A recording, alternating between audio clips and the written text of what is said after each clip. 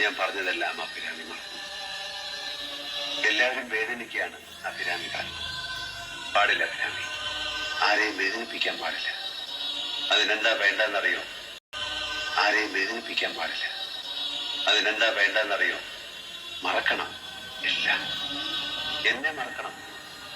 നിരഞ്ജൻ എന്ന പേര് പോലും അഭിരാമി പറയും.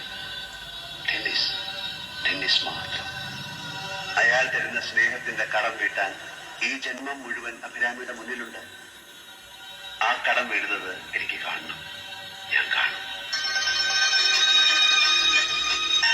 പൂവായി, ശലഭമായി, മഴയായി, മയിൽപീലി കണ്ണായി, ആകാശവും സമുദ്ര നീലിമയുമായി, കാറ്റായി, കാറ്റിൽ മൂളുന്ന മുളന്തണ്ടായി, നിങ്ങളുടെ മനസ്സിലെ സംഗീതമായി, നിങ്ങളുടെ ഹൃദയ സ്പന്ദനത്തിന്റെ ശ്രുതിയായി, നിന്റെയും ടെന്നീസിന്റെയും ലോകത്തിൽ വിളിക്കാതെ വരുന്ന അദൃശ്യനായ അതിഥിയായി ഞാനുണ്ടാവും.